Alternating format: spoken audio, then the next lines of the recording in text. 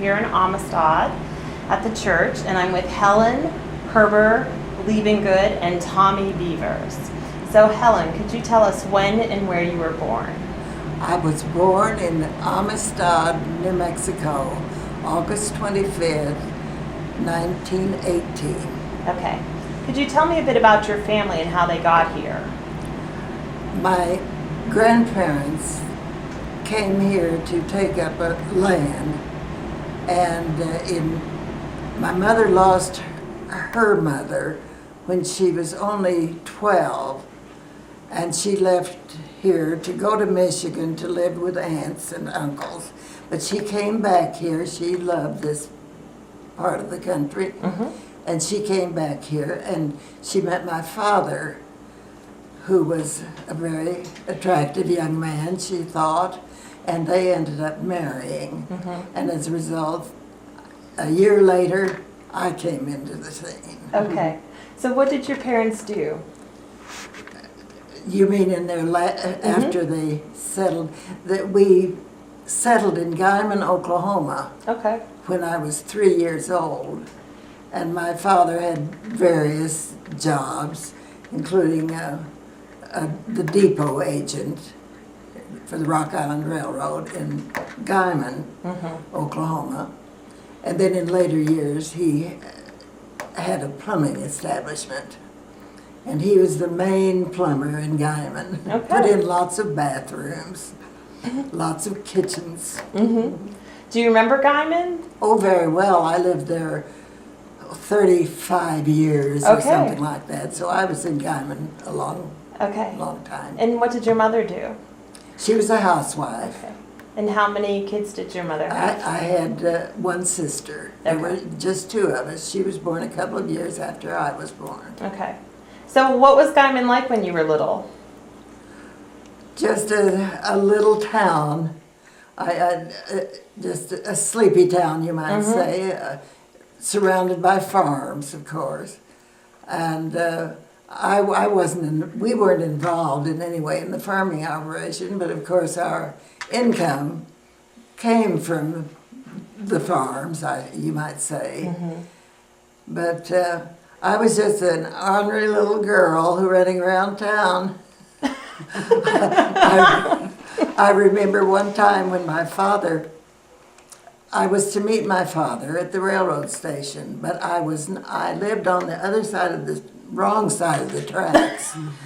And I decided I would cross the tracks to get to my father, and I had been told, no, you never cross the tracks without daddy or mother. But I did it, and I remember that very well. That was one of my early problems. So how old were you when that happened? I would have been 4. Yes. Did you make it to the station? Oh, I made it fine. I could see there was no train coming, but I was told never again to cross the tracks, and I still don't like to cross the tracks. Yeah, I don't blame you. So what else did you do for fun when you were little besides cause mischief? Well, I played on the trapeze and the slides and all those things at school. Did backbends. And You were the backbench champion. when I was a little older, I learned what I called the back bend. I thought I was quite the athlete. That was my opinion against thousands of others, but I did quite a few little cartwheels, and I was rather graceful at it. At least I thought I was. So what could you tell me a bit about your school? Do you remember the name of it?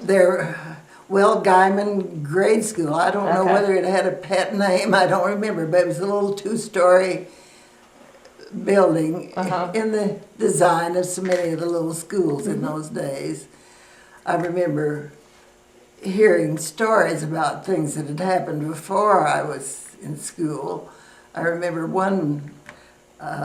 my girlfriend's father telling about the time he and his friends put a cow up in the belfry. We could never figure out how they got that cow up to the belfry. It would have been about a third floor height, you know. Was it a large school? And no, it was a small school because Guyman wasn't a very large town at the time. Mm-hmm. I thought it was a marvelously big school, but one of my fondest memories, I guess you'd say fond, was when the teacher asked us, I think I was in the 4th grade, when we came back from summer vacation, asked what we missed most about our school during the summer. And the one little boy said he missed Helen Fern's green eyes. And I thought I had brown eyes. Funny. But little things like that. Do you remember how big was your class? How many students were in it? Oh my dear, I don't know. It seemed like there must have been 20 or 40, but I think probably 10, Okay. something like that. It wasn't that Small. big of a school. Yeah. Guyman's a lot bigger now. One of the interesting things, my 1st grade teacher, a darling lady, she's a Guyman lady, also taught both of my children in later years. She stayed around for a long time. In Guyman. Wonderful lady. Wow. So did she have stories about your mother when you were in No. school? No, she didn't share her stories with my mother. This same lady called me in one day after my son was in her class. She said, Helen Fern, would you please buy some candy for that boy? Said he took some candy from my desk and he told me that you never buy him candy. So I went downtown and bought him some candy.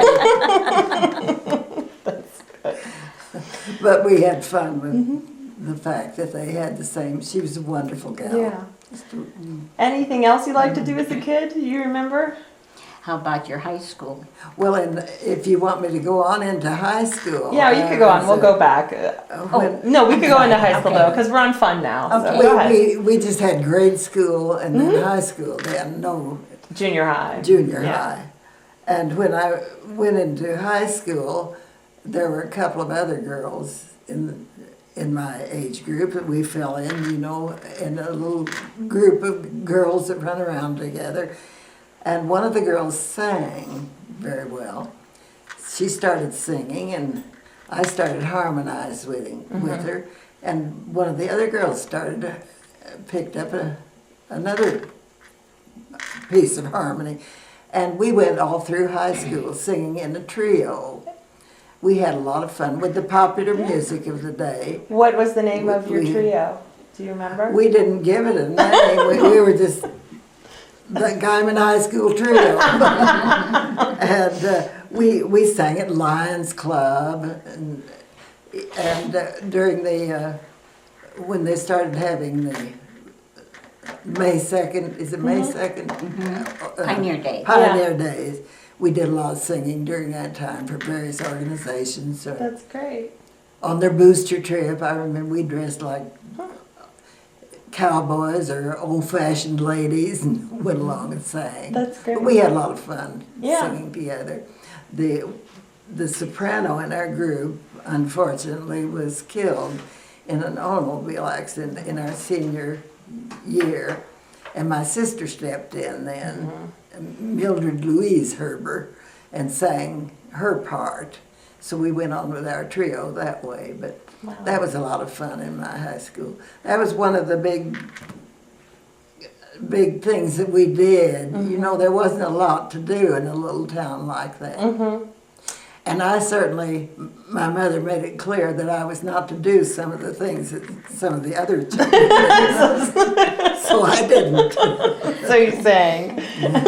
So what were the type of chores you had as a kid? Oh, I had to help with the housework. My favorite thing to do was to do the laundry. We had a wash house, I think Mother called it, at the edge of the end of the garage. And she had a boiler where she boiled her white things.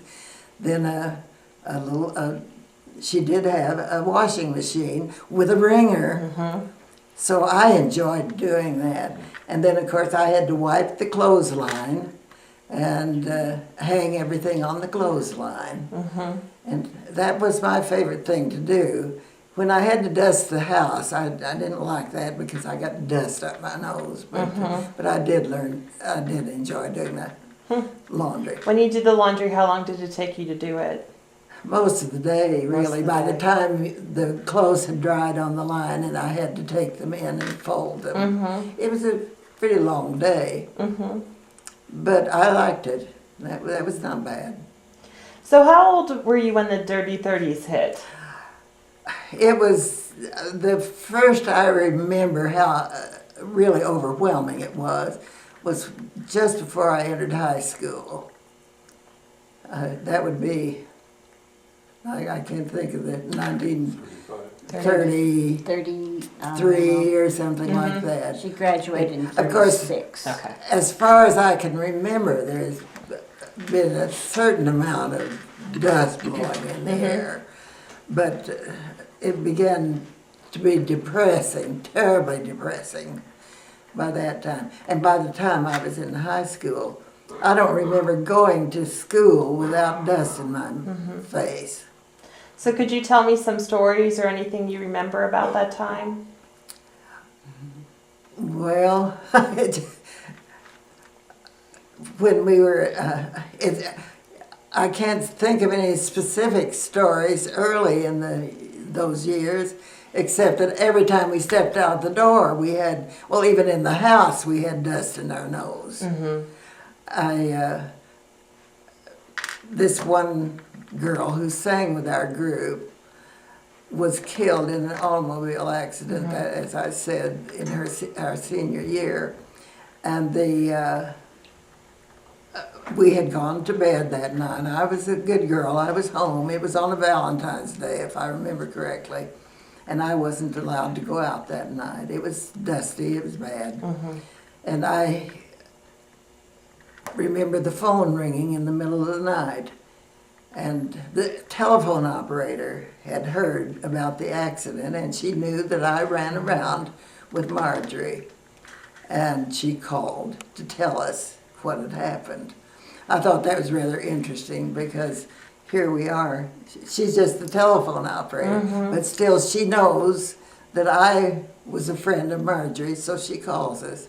So we got up in the middle of the night to go over to the Langston's house and express our deep regrets. And I remember as I stepped on the floor, I could see my footprints on the floor. We had hardwood floors. I could see my footprints as I walked across the floor from the dust. Wow.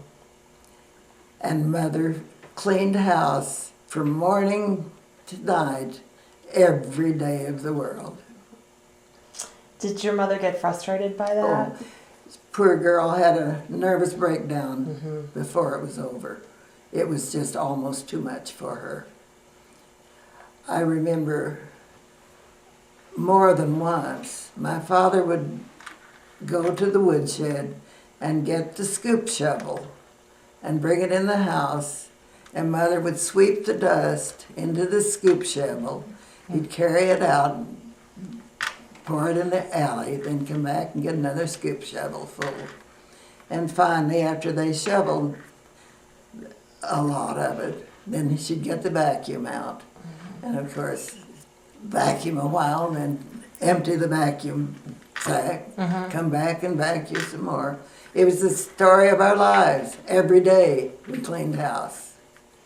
So were there anything she did with the dishes or anything to keep things cleaner? Any tricks she had? I can't think of anything specific except that if it was to cover them, to protect them, you know, as we'd eat. Tell her about, she's a beautiful seamstress and what she Oh, did. yes. She made all of our clothes, and I must say she made some beautiful things. We always looked nice. I was proud of the clothes that I wore. And I remember one specific thing she was making for my sister, a formal. And it was so dusty that as she worked on the formal, she had to cover it with a sheet, the part over here, and just the only part that was open was right under the needle. And then as soon as she finished that, she'd put that Wow. under the sheet. It was just impossible. It was one of the things I remember about when I was cleaning. To me, it was so terribly frustrating because we had to help with the housework all the time, and I didn't want to help with the housework necessarily. She had us cleaning our room one day, and she said, "Now, girls, clean the windows out good." She gave us a dust brush, and I noticed as I beat it against the edge of the window, more dirt would pile into the windowsill. So I dusted out, then I got to beating that.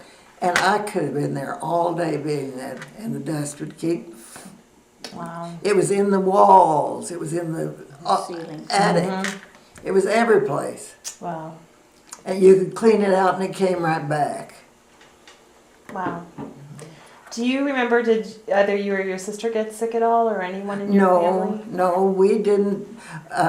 My sister and I didn't. Mother had a nervous breakdown, but I think that had nothing to do with the dust, except that it drove her out of her mind.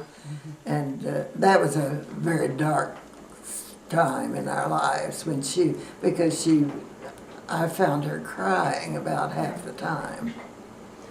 Did you guys have any chickens or animals of any sort? Briefly, we had some banty chickens. I remember when I was a little girl, and I do remember we must have had some other chickens. Mother was good at fried chicken, and I think she did raise some chickens at one point. And I remember one girlfriend and I were chasing the chickens. They were so cute, the little baby chickens, and we stepped on one, or the little girl, other little girl stepped on one, and Mother was not happy about that. That's the only. And then there was another time that we had banty chickens. They were just pets, and my banties didn't lay any eggs, and I couldn't understand that. Did you have them during the Dust Bowl, or did you get rid of No, all your- those were before the Dust Bowl days, and I remember that. I didn't have any pets when I was in high school. Okay. So you said your father, he made a living really working with people that Yes. made their living in agriculture. Yes. So did that time period affect your dad's business? Do you Oh, of remember? course it did. No one was putting in bathrooms or new kitchens, or the only thing he did was unstop plumbing or something like that, just the absolutely must-do kind of things. And it did. The only time I ever saw my father cry was during that time. The dust had blown day on day after day, and it just. And at the same time, everybody was having financial problems. I think there was a lot of bartering that went on at that time. He could help a neighbor, and the neighbor could pay in eggs or chickens or something. Yes, we had some of that. But I never felt really that I was without something that I needed. The only thing I do remember that I wanted a fountain pen so badly, and we couldn't afford to buy me a fountain pen. And I borrowed a girlfriend's fountain pen, and I lost part of it.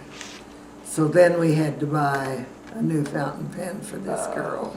And that was a low point in my life, because I knew I had upset the apple cart.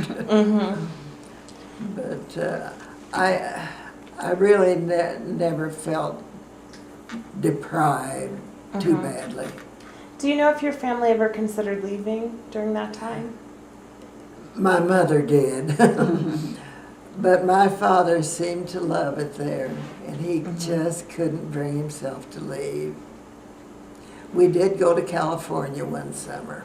He agreed to do that. My mother, my father, my sister, myself, and a 16-year-old friend, a girl who was the daughter of a friend of my parents. Her mother was a widow and she was marrying again. So she and her new husband were going to take a little trip. And Mother said, well, we'll take Carmen with us to California. So there were 5 of us in a Model A4. Wow. Drove all the way to California.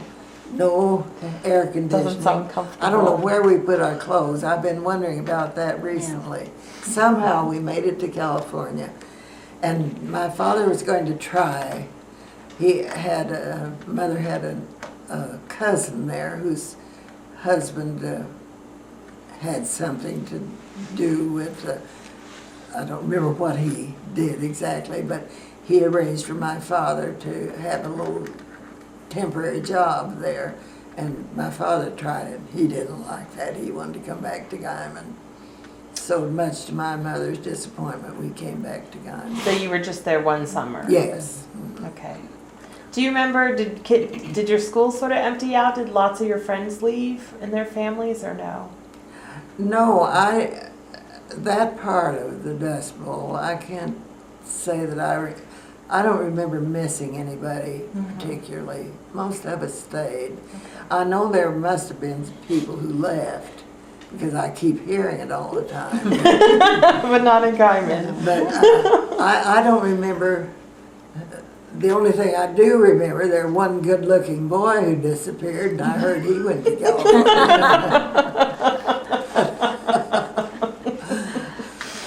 Do you remember being afraid? Did you see any of those rollers coming in and? No, I wasn't really afraid. It was a terrible feeling because you knew that the house was going to be full of dust, and then I was going to have to work on the dust. And I having to breathe it. It was just terrible. But I remember the first one I saw was a little startling. I didn't know what was going to happen. But after the first one, I wasn't afraid. We were there the day of the black dust. You've heard of the... Yeah, could you tell us about it? And that was a little unsettling, I'll have to admit. But somehow I wasn't afraid because we'd been through so many of the others. And there was a friend visiting with us who was frightened out of her life. She hadn't been living there, hadn't experienced it before, and she was terribly afraid. But the only thing that happened, as usual, you can see the dirt in the air. You have to turn your lights on in the house in order to see, and you can see the dirt and filtering down over your clothes, in your ears, up your nose. Do you remember what you were doing on Black Sunday? Well, we were visiting with this young lady who had come to see us. I think we were just sitting around visiting. I was the one that discovered it. I had stepped outside apparently, and I looked off and saw this black dust coming, and I warned everybody. And of course, Mother went madly around the house, closing windows. But you couldn't keep it out that way. It kept some of it out, but that was all. And it turned pitch black. Couldn't see your hand in front of your face. One other time, when I was a junior in high school, we didn't have proms in those days, but the juniors always entertained the seniors with a banquet. The junior mothers would cook the food and serve the banquet, and the girls would dress up in their formals, and the boys in their best suits. We'd have a big do. So when our junior class met to make arrangements for the banquet, our teacher suggested, why don't you just have for your entryway, decorate it in vacuum cleaners and everything that has to do with cleaning up the dirt. So of course we had a lot of fun with that. I think everybody brought their mother's vacuum cleaners and Mops and had pails. dust cloths and everything you can think of to clean a house. And that's the way we decorated. And Dusty Don Dale was the master of ceremonies. And mopping Marjorie Langston sang. That's great. That was, and we thought we had fun. Mm-hmm. I didn't think I had much fun because I didn't have a good date. So do you hate cleaning even to this day? Oh, even to this day, I avoided it. Well, tell her what happened at the banquet. Right on cue.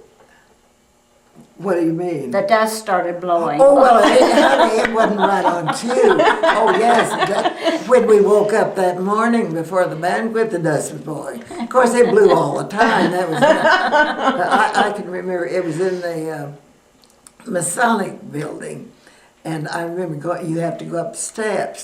And as I was going up the steps, the dirt was in this area, just floating around in the air. You could breathe it and feel it between your teeth.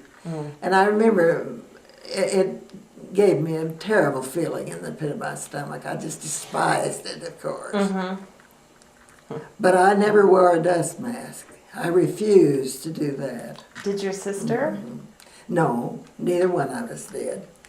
And occasionally, if it was just too bad, I'd put a washcloth over my face. So why didn't you want to wear a mask? Oh, it's so ugly. I was waiting for that one. But that brings something to mind that was a big thing in our lives. It was when I was a senior. We had a little tiny snowstorm. I mean, it just barely covered the earth. And it made such a splash that some publications from Oklahoma City called the editor in town and said, we'd like to come out and do a story on this. Would you get some girls together and have them burn their dust masks? So he called me and said, get some of your friends together and dress up in your bathing suits and get out and burn your dust mask. So we did that. We came to my house and dressed in our bathing suits and got ready. Of course, we were having a great time. It was a clear day that day. The dust wasn't blowing because there was a little moisture in the air. And they built a little fire out in the street. And we, as soon as they got ready, we took our dust masks and all started out the door. There were about 6 of us, I think. And we started out the door, and about that time, an old uncle and aunt pulled in the driveway, and poor Uncle Nick, I think it was, gotta look at these girls in their bathing suits coming out, turned like this, and ran over my father's new trees he just That's great. But we burned our dust masks that day. But that wasn't the end of the storms. We still had more of them. So when did you graduate from high school? 1936. 36. So what did you do after high school? I went to business college in Oklahoma City. Okay. And the dust didn't blow there. that was a wonderful year. It was so free of the dust. I hated the dust. It really, I don't even like to think of it now because it was day after day after day. It was between my teeth, up my nose, in my ears. You take a bath and get right up and the dust is on you again. Yeah. It was a terrible time. I hated it. So is that how you picked your school you were going to? Was you just wanted to be out of where the dust was blowing? Was that Well, a big it was part? about the best we could afford for me. I guess that was it. I had gone to Oklahoma City to visit a friend who had formerly lived in Guyman, and her mother suggested to my parents that that would be a nice place for me, that I could stay with them if they, and that sounded like fun, and it was. That's good. It was a good plan for me. We really couldn't afford to send me to college right at that moment. And how did you meet your husband? Well, he came from the same school. Okay. He was the best looking man in school. Okay. After that other guy left in the Dust Bowl. Yes, he was. Okay. So were you married? I- You went to Oklahoma City for a year? Yes, and then And he stayed at Guyman? Well, no, he graduated from your university. Okay, Oklahoma State University. And was had a new job. So And what did he study? Came back in animal husbandry, I guess. I really can't tell you what it was, but then I moved to Paul's Valley, and they didn't have dust there, so I missed the latter parts of the dust storm. But I can remember day after day. We lived right across the street from the high school. And day after day, I'd have to go to school. They didn't close down the school for the dust. They wouldn't have had school if they'd had to close down. So they'd go ahead and teach whoever could manage to get to school, and I could always get there. Sometimes there'd be 2 or 3 of us in a class. And we always had to dust our desks several times while we were working. But that was the experience I had with dust. I didn't have a farm, and I didn't have relatives who had farms. They were the ones who really suffered. Well, that sounds pretty bad, though, every Yes. day. Oh, Everybody's it was. experience. I have nightmares about it. Really, I would never want to go through that again. It was just terrible. When it would get dry again, when you'd have a bad drought, were you worried that it could happen again? Well, honey, it never quit happening. Well, once it before I left quit. there. So once it quit. Well, after I was gone from Yeah. then, so I didn't think so much about it. I can't answer it after I left there in, what would it have been, Tom, in 1938, I guess, when I left there, Okay. 39, I can't remember exactly, but Okay. So you lived in Paul's Valley, it just Yeah. for a few years. and then where did you move from there? We moved to Chicago, Okay. and that's another story. And then where have you been living since then? Well, I came back to Guyman Okay. and lived there with my 2 children, and Okay. lived there a number of years. And then my sister's husband was teaching at Culver Military Academy in Indiana. I went to visit them, and while I was there, I found a job, a lovely job, and I've been in Indiana ever since. I've actually spent more time in Indiana than I ever did Anywhere in else. Oklahoma. Okay. And so they had trees there. And I loved Trees it. are good. Now, Tommye, you went to school in Guyman for how long? Through my sophomore year in high school. Okay.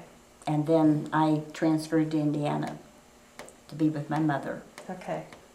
So growing up, since you grew up a little bit in Chicago and different places, what were your sort of Dust Bowl memories, or what? I mean, I know you weren't born then, but just from Yeah, I hearing was it from your Born relatives. at the end of the Dust Bowl, Yeah. actually, and I have no memories of Right. the actual Dust Bowl, but about 1955 or so, 50, maybe 54, 55, she was living in Indiana at the time, and I was still with my grandparents.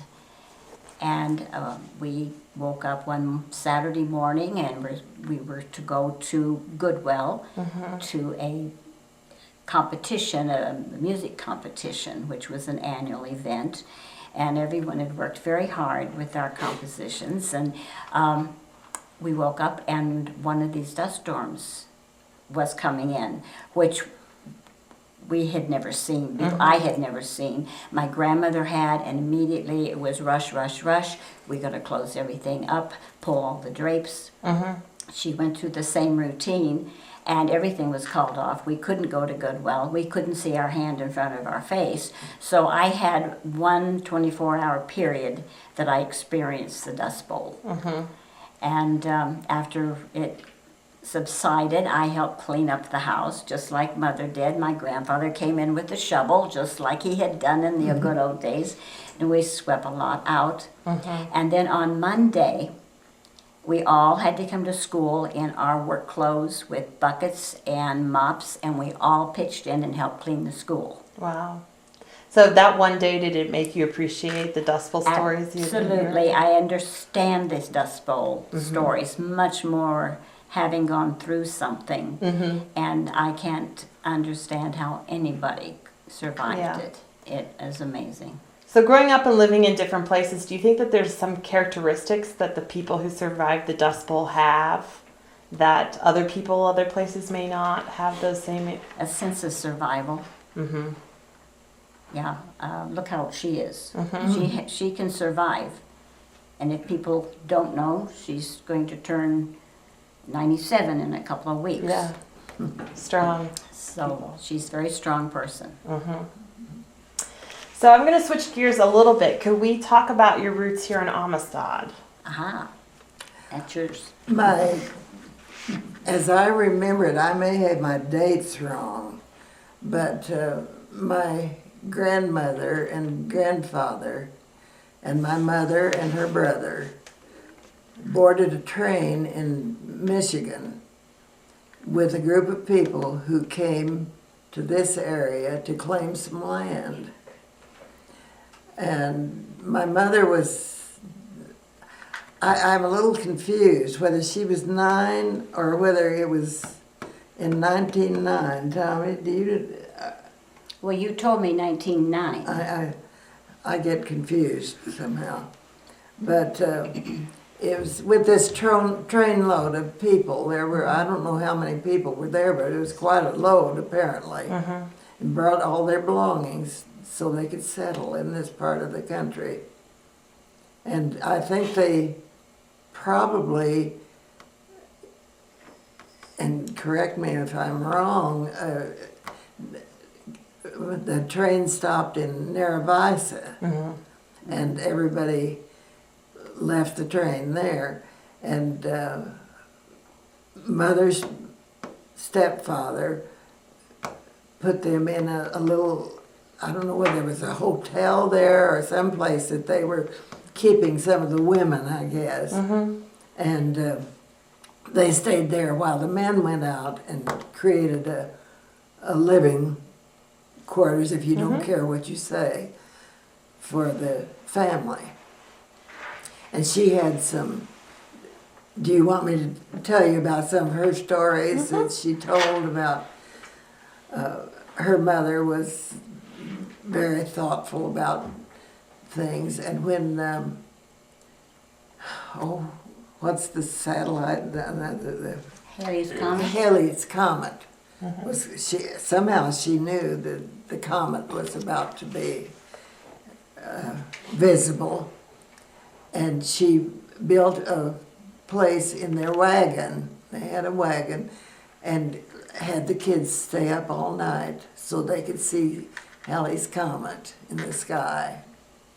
Wow. And she said it was the most gorgeous thing she'd ever seen. She was so excited about it.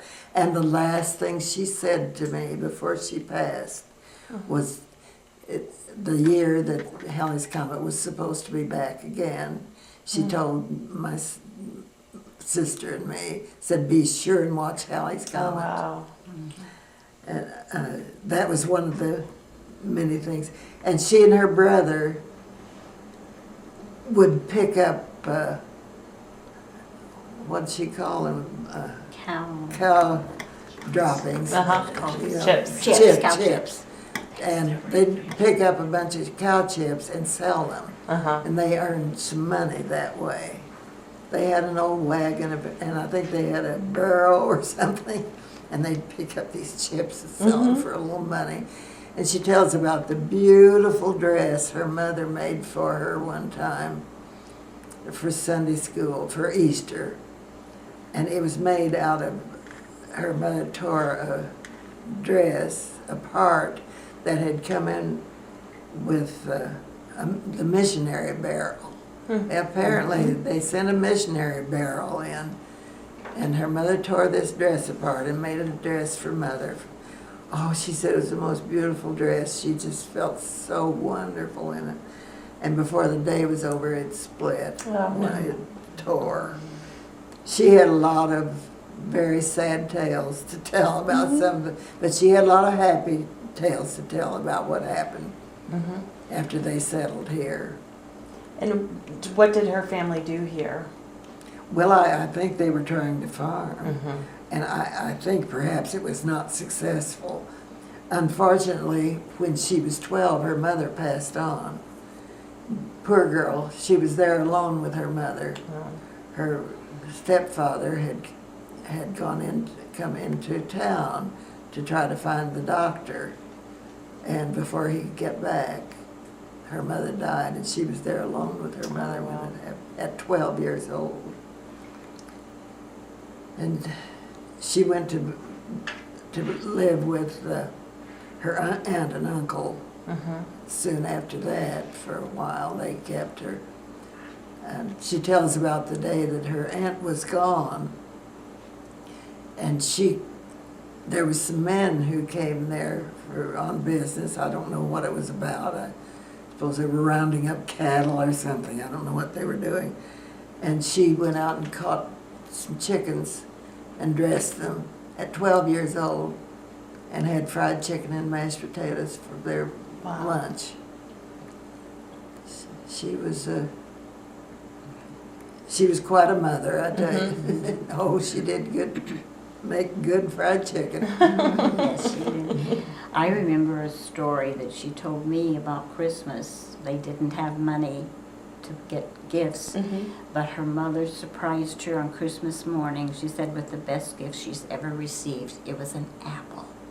Wow. And getting fresh fruit was just almost unheard of in those days. That's a great story. Yes. So when did they move? They moved from Amistad to Guyman? When they moved, when I was about, let me see, I would have been about 3 years old. That was when I think my father decided he was not a farmer. I don't know the full story really, but I think he just decided that farming wasn't his cup of tea, and he checked the railroad to see if he could get a job there, and that was what took them out of it. Did you have other family in Amistad? Well, after you just left? My mother's aunt and uncle. So did you, from Guyman, would you come visit Amistad? I remember a couple of times in my lifetime that we came here. It wasn't easy for us to get around, really. You didn't get too far away from home in a Model T or in Right. So what do you remember coming here for? To Amistad from Guyman? The only reason we would come would be to visit the relatives. So what was Amistad like then, when you were growing up? Honey, I don't even remember Amistad when I was growing up. We would have gone directly to the little farm. Okay. And I just don't, I remember Narrabisa. My uncle lived in Narrabisa, and he had some children, so I remember playing with my cousins in Narrabisa. And what was that like when you were growing up? Well, very humble. Was it like Guyman was then, or was Guyman bigger? It was much bigger. It was like going to the city when you get to Guyman from Narrabisa. Yes. Okay. Now, could you tell me about I think is it your great-grandmother's Bible is in the... Yeah, in the little church.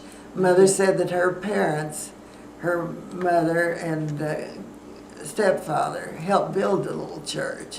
They were extremely active in the church.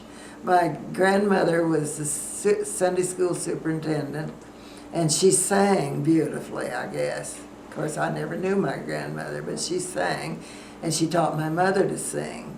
So they did a lot of musical things in their church. Mm-hmm. They were a big part of it. And I don't know, I think her mother was just extremely active in the church, as I understood. And I don't know how it happened that her Bible was put in but she always said that her mother's Bible was in the church. So I enjoy that. Yeah, I think that's great. So you moved to Indiana. You got a job there. What did you get a job doing? Well, I was in the business manager's office. Okay. And he put me to work doing all sorts of things. I was interviewing prospective employees. They have, there at Culver Military Academy, of course, there's stenographers, there's men who rake leaves, there's horses, there are all kinds of jobs. And if anyone was looking for a job, they came to my office, and then I'd try to place them wherever. I don't know what you'd call that, just flunky or something. But my sister and husband had one of their friends was the business manager at the academy, and I think the only reason they gave me the job was he liked my sister. Thought she was such a wonderful gal, so he thought he could take a chance on me. So it worked out very nicely for me. I enjoyed it very much. It's a beautiful, beautiful place. And of course, one of the things that when I first came to see them was, I said, the children were with me, I said, look at the trees. There's trees. When I was a little girl, I used to draw trees. And I thought, oh, it'd be so nice if we had trees. One little thing I have to say that my father did. Mother always wanted trees. She came from Michigan. And at the time they came here, there were no trees in Guyman. The trees had all been killed off, whatever they were. I don't remember what kind of tree it was, but it was all killed off.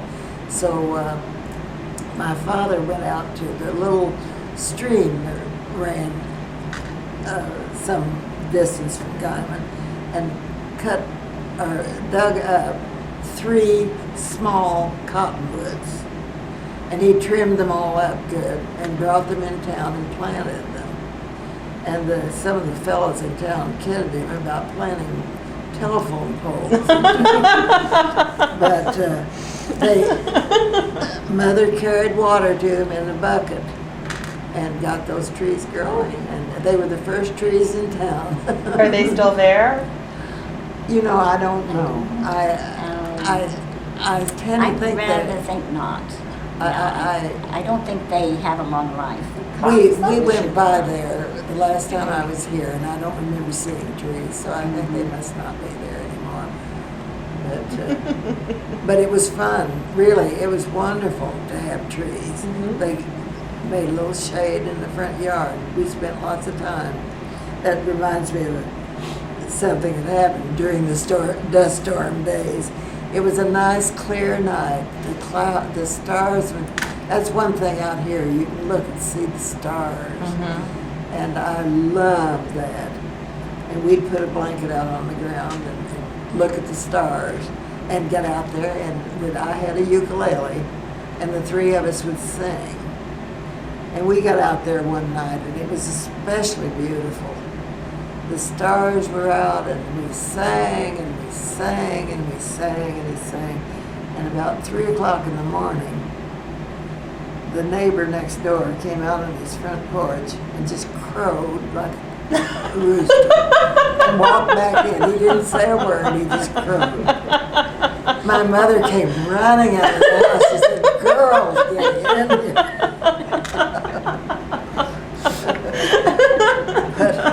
That's a great story. That was a nice, clear night. You know. on those clear nights, it was fun to look at the stars. That's one thing that they have here that we don't have in Indiana. That's true. I can look at the Indiana sky and see maybe one star here and a moon over here. But here we have stars. Yeah, that's and I true. loved it. So, we're getting to the end of my tape here. So I want to know if are any of these lessons that you learned from the gospel and just living out here in general, are there any lessons that you think people should remember that you want people in the future to remember? Sorts of lessons, things that built your character. Or advice for the next generation. Well, I find that hard to answer. I don't know, just to enjoy the beauty that's here, because there is beauty, and you just have to learn to choose and to enjoy what you have, and to try to make the most of it. That's excellent advice. And use it intelligently. And that's, I think they're making efforts to do that so that this won't happen again. And that would be the important thing. And of course, as far as I'm concerned, go to God with your troubles, and He'll help. So I have one other question, and it's about history. So it seems to me that history must be really important to you since you're here, and you've made a point to go back to Guyman or to come back to here. So what does history mean to you, and why is it so important? Well, I think it's important for us to learn lessons from history, and to be grateful for the good things that have happened, and to, as I say, learn lessons to try to do it better. Never a day passes that I'm not grateful that I live in the United States of America. I feel very strongly about that. I'm so grateful that my grandparents left Germany and came here. I don't know my background, my mother is so well, so I don't know about that, but be grateful for the good things and try to do your part to make things better. That's good. That's good advice. How about you, Tommye? Well, I'd just say ditto. Yes, gratitude goes a long way, and I am extremely grateful that my great-grandparents, great-great-grandparents, whatever they are, went from Germany to Russia first and found that was not where they wanted to go, and then ended up here in New Mexico and Colorado, Oklahoma, Kansas, and they settled this area. They were true pioneers. It was a rugged, rugged life. Growing up in Guyman, I got to know the cowboys and saw how rugged the life was. And we need to be grateful for this heritage that we have and learn from it. Great. Well, I really appreciate your time. So thank you. I'm most happy to do it. Great. Thank you so much. It was fun. Come to see us in Indiana now. I will.